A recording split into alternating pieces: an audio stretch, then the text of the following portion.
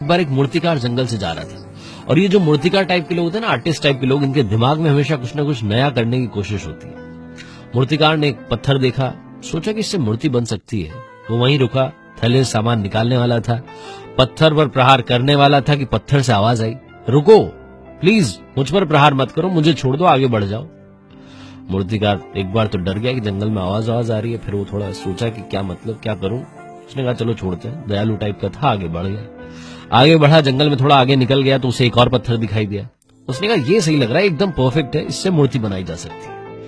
मूर्तिकार ने थैले से सामान निकालना शुरू किया, पत्थर पर प्रहार करने वाला था। अब की बार आवाज नहीं आई। मूर्तिकार ने पत्थर से मूर्ति बना दी। फिर उसने सोचा कि बड़ी भारी मूर्ति बनी है, इसको ले जाने के लिए 3-4 लोगों की जरूरत होगी, अगली बार जब आऊंगा तो लोगों को लेकर के आऊंगा, मूर्ति ले जाएंगे। जंगल क्रॉस करके मूर्तिकार गांव में पहुंचा।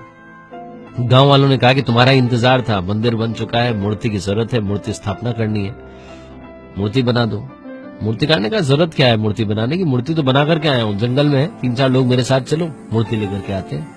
ये लोग जंगल में गए, मूर्ति लेकर के आए, गांव में धूमधाम से मूर्ति स्थापना की गई। अब गांव वालों ने कहा कि एक और पत्थर की जरूरत है, नारियल फोड़ने के लिए भी तो वही पत्थर चाहिए। मूर्तिकार ने कहा कि एक और पत्थर चाहिए, एक पत्थर और है जंगल में, उसे मैं वैसे ही छोड़ करके आ गया था, उसे लेकर के आ जाते हैं। 3-4 लोग फिर से उसने भेजे और वो पत्थर लेकर के आ गए। अब वही दोनों पत्थर जो एक ही वक्त पर जंगल में थे, वो एक ही वक्त पर एक ही जगह पर आ गए, मंदिर में। लेकिन अफसोस, एक पत्थर की पूजा की जा रही थी, आरती की जा रही थी, दूसरे पत्थर पर नारियल फोड़े जा रहे थे। जिस पर नारियल फोड़े जा रहे थे, उस पत्थर ने, जिसकी पूजा की जा रही थी, जो मूर्ति बन चुका था, उस पत्थर से पूछा, तुम्हारे तो बड़े मजे चल रहे हैं, पूजा वूजा की जा रही है, आरती हो रही है, टीके लग रहे हैं, मजा आ रहा होगा। उस पत्थर ने दूसरे पत्थर से, जो नारियल फोड़ा जा रहा था, उससे कहा कि तुमने भी अगर उस दिन पहला प्रहार सह लिया होता तो आज तुम्हारी भी पूजा की जा रही होती। जिंदगी संघर्ष बस यही है, संघर्ष का दौर है, चला जाएगा, आप इससे बाहर निकल आएंगे बहुत जल्दी।